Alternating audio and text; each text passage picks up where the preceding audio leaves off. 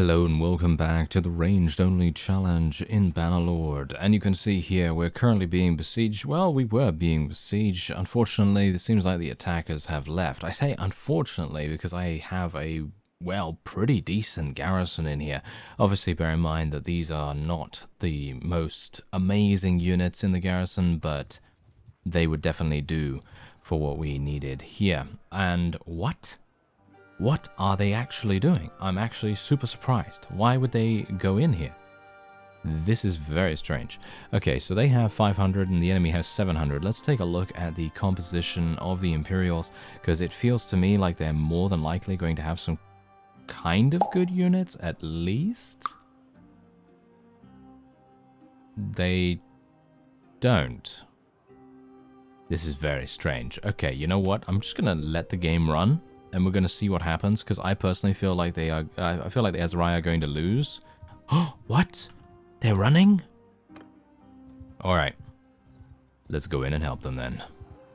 Let's go in and help. Okay, yeah, so this is actually looking pretty nice. Obviously, there are times when going in like this is going to result in a rather humiliating defeat for the player.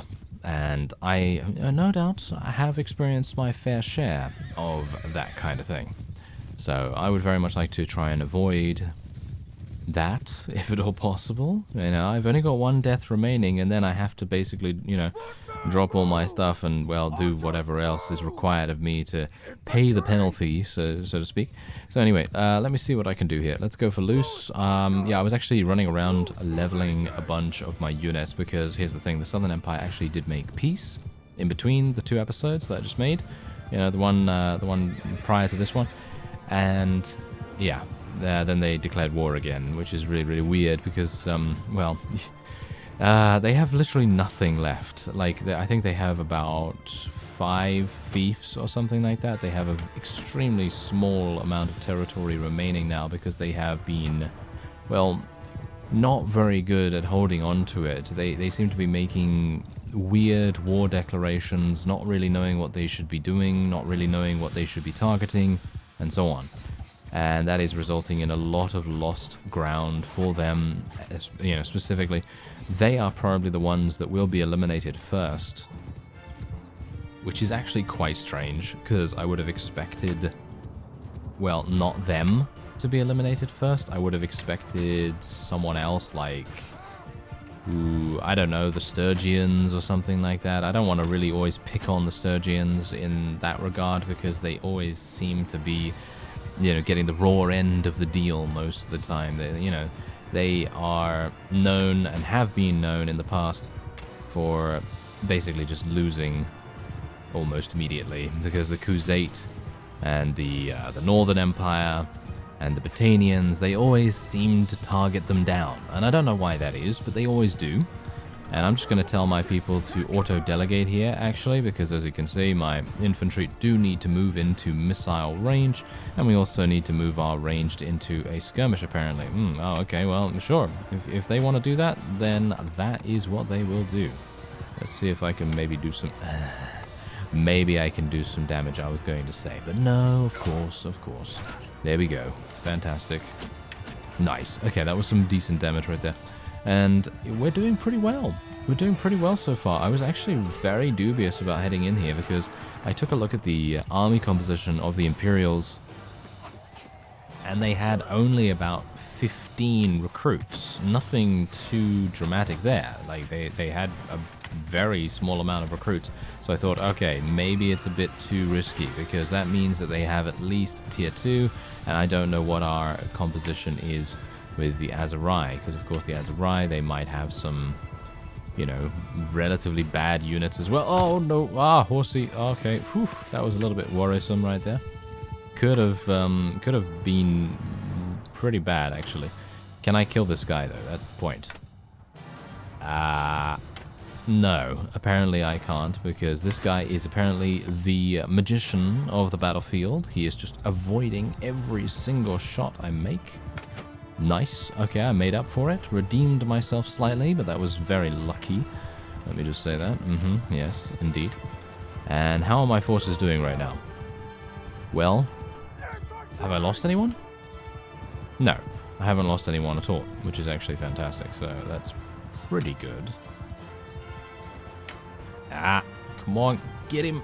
Yeah, there we go. 57 damage, that's nice. Can I get some more? Yep, no, I can't shoot off to the right. I've got to remember that. It's always off to the left. You can't shoot right for some reason. Don't know why that is.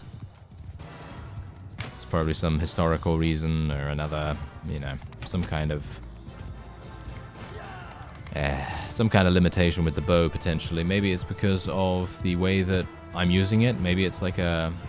Yeah, we're right-handed, right? Yeah, we're right-handed, so maybe that is the reason why that is, why this is actually happening. Yeah, probably that. Anyway, let's just head over the bridge here and see if I can do some damage. Ooh, the shield on his back completely absorbed all the damage. That was amazing. Very, very lucky for him.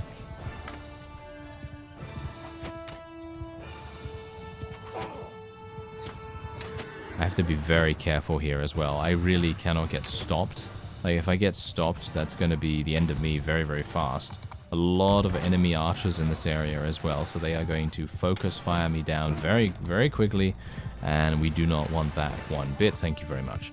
So, I'm actually thinking we're going to just leave everyone the way it is, because I don't really want to get any of my units killed.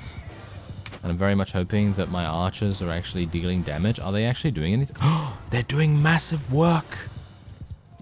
Look at that! 71 kills! My Azurai Master Archers have 71 kills. I can't believe it, to be honest. That is amazing. Wow. I was really not thinking that they would do anything good, but yeah, they did. Wow, pretty crazy. Okay, I'm happy with that. Nice work, fellows. Nice work. I mean, you can see here that I am absolutely abysmal today at aiming. Not entirely sure why that is happening, but sure. Oh, there we go. We've taken out that guy. I can only hope that a couple of my enemy vassal friends can get themselves eliminated a little bit.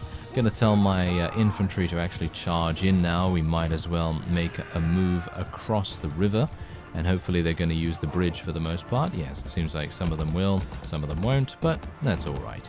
I am very on the, well, I'm on the cusp of being killed, so I need to be a little bit cautious.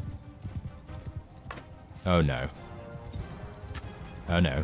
No, no, no, no, no, no. Okay, I'm gonna try to be, I'm gonna try to bob and weave. Bob and weave. Let's do that. There we are. Not too bad. I had a feeling that we were going to get killed there very, very quickly.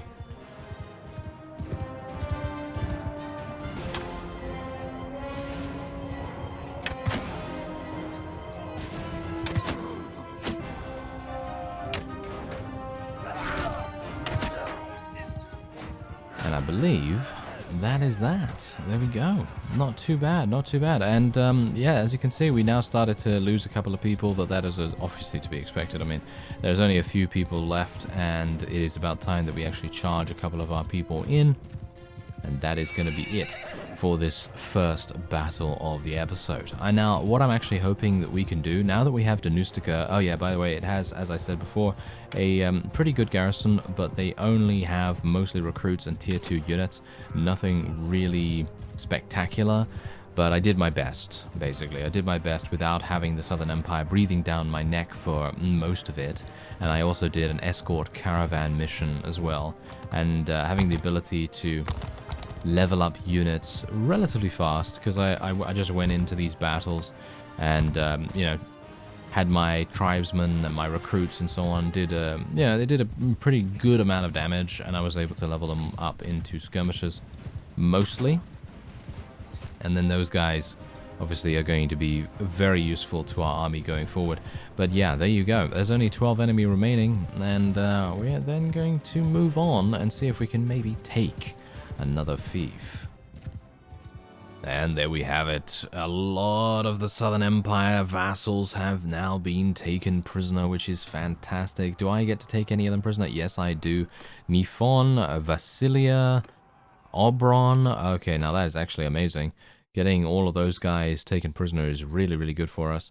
And unfortunately, I'm not really able to do much with these, but I will be taking them prisoner nevertheless, because I am right next to Danustica, so I will be able to head in there and place them in the dungeon. And who knows, maybe that will be kind of useful. There we are. Okay, we're just going to put all of them in there. And that is good. There we go. Alright, so this is my garrison currently. As you can see, I basically just have Azurai recruits, and we have some Imperial recruits, and that's pretty much it. And then a bunch of, smattering of other kinds of units. But generally, that is all that we're really going to have in there. As you can see that we're mostly running around without any infantry whatsoever. Bear in mind that obviously tribesmen, skirmishers, etc., they all level up into ranged, but at the moment they are infantry, and that's the reason why you can see me in the battle there, having a rather significant infantry presence in my army, but there's really not much I can do about that. Anyway, here we go. We have 2 perk points to spend, 1 in medicine and 1 in charm. Let's take a look and see what we can get. Walk it off increases heal rate by 15% when mobile on the world map, and also recover 10 HP lost after each offensive battle. And then you have this increases heal rate by 30% when stationary in the world map. Personally, I feel like Walk It Off is so much better. We are going to be taking that. I like it. And then we have Charm here in increased relationship gain with the opposite gender by 20%, or increased relationship gain with the same gender by 20%. Well, this makes absolutely no difference whatsoever in my opinion, because it is highly unlikely that my character is actually going to die from old age, so there is really no need to get married or any of those kinds of things.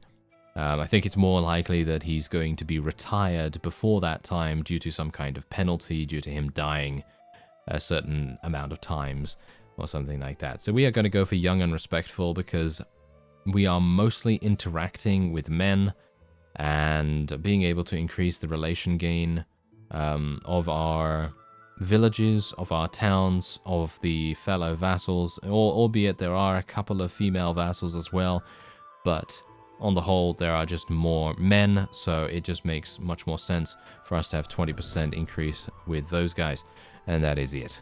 So that's my thinking on it, obviously, and I'm actually going to be changing something around here as well.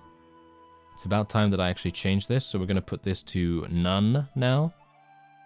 Hopefully that's going to make a bit of a difference. Someone actually said to me that I might want to change that because my scouting skill's not really leveling up at all. I have no idea why that is. I mean, you can see here I have 3 focus points in it. It's going at a almost ×3 multiplication right there, and it's not actually doing anything. It doesn't seem to be giving me any experience for some reason. I don't know why. It's just taking a very, very long time indeed. Anyway, let's see what's... Ah, Regea herself. Hello there. Now, this is going to be interesting. Okay, maybe we're going to be able to get into a fight with her.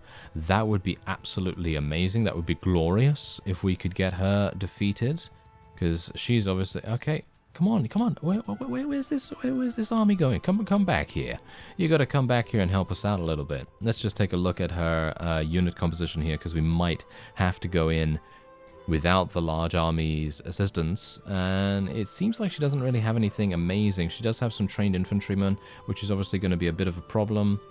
But for the most part, the only thing that I can currently see here that are going to be a little bit problematic are the elite Manavliatons, as well as Imperial Legionaries, some heavy horsemen, only 4 of those though, and she does have a couple of regular Manavliatons as well, and then what else do we have? Some veteran archers and some Imperial Sergeant crossbowmen. So those things are going to be a little bit dangerous, but that's the reason why we're just going to wait here and see what happens, because no doubt she's going to be heading in here sometime soon. She's going to feel under pressure by these 2 vassals, myself and Hashan, being relatively close by, and the army is now swinging around to try and defend Lavinia Castle, which is absolutely fantastic. Now she has... Oh, look, she's actually gone in. This is the worst timing that she could have. This is the absolute worst time. Look at that! The worst timing. Oh, that is death. Oh. Wait a minute. Oh, okay. Apparently she's actually running away. She is literally trying to run away right now, which is really not going to make any difference, as you can see right there. Boom. And we're done. There we go. That was absolute perfection in terms of timing on our friendly vassals' part. They really did a fantastic job about that. I couldn't have asked for better, to be honest. I think that that probably was one of the best joined, coordinated attacks that I have ever seen, personally. And I can't believe that that was perpetrated by AI. I actually thought that it seemed like a person doing that. Seemed much more coordinated than what an AI would usually come up with, and that's kind of amazing to me. So yeah, pretty cool. I like that. And now let's see what we can do here. See if we can maybe do some damage. Yes, problematic is that they are all interspersed with a lot of shields at the front right there, so generally it's going to be quite difficult for me to get a good angle on them unless I'm behind them, and even then I'm going to get shot by a number of enemies very, very quickly.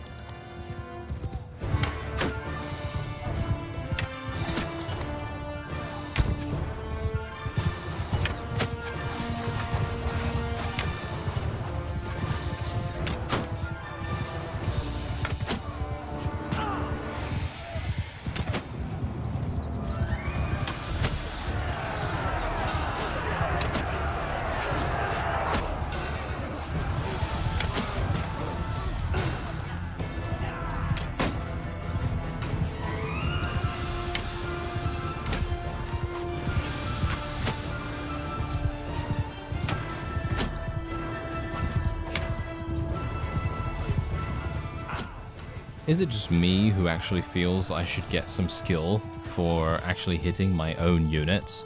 I mean, obviously that could be abused or exploited in some way or another, but still.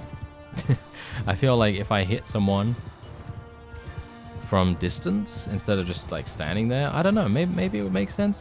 Probably not. Probably not. It would probably be very exploitable, and that would not be what they want, because I mean, these are the same developers that changed how much experience you gain in tournaments just purely for the fact that people were using it to level up their characters faster than they would if they actually went out and fought bandits and stuff like that. Which, in my opinion, is actually kind of...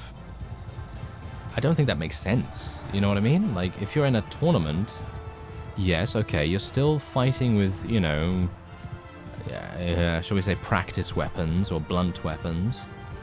But you're still fighting, and you're still doing damage to the opponent. You're still utilizing the same skills that you would otherwise use, and you're still trying your hardest to win, because you don't want to be the one to end up in the infirmary, do you?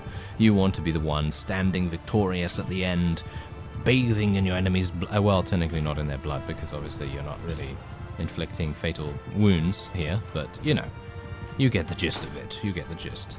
But that's what exactly I'm saying. It's just a very, very weird decision to make to, you know, change the whole tournament experience gain thing.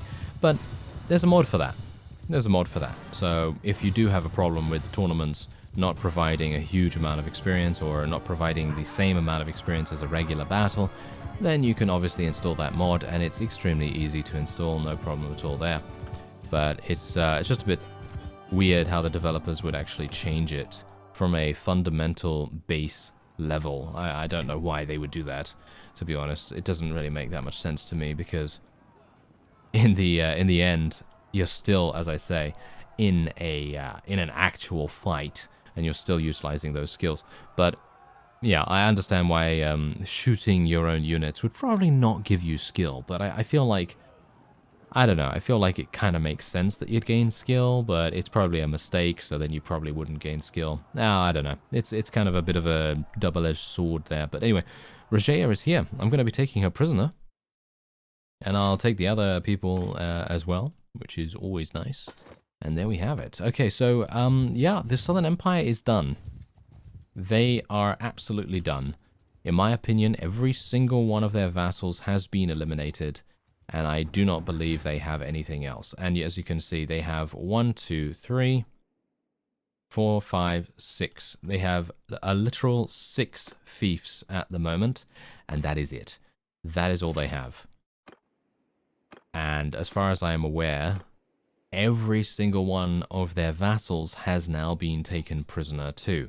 So, in my opinion, we're pretty much good. We're pretty much good. We can go right up to any of those fiefs now, and we can take it, and we should have no difficulties whatsoever in launching our own siege, which is absolutely fantastic, because that means I'll be able to actually level up my engineering skill a little bit, because I already have one focus point in that, and it would be nice to get a little bit more in it, at least somewhat. And maybe I'll assign myself to the engineer job or something like that. But otherwise, that is going to be it for this episode. Apologies for the shorter one, for the shorter duration, but I don't have a lot of time today, and hopefully we'll have a little bit more time in the next one. So I thank you very much for watching, and I'll see you next time.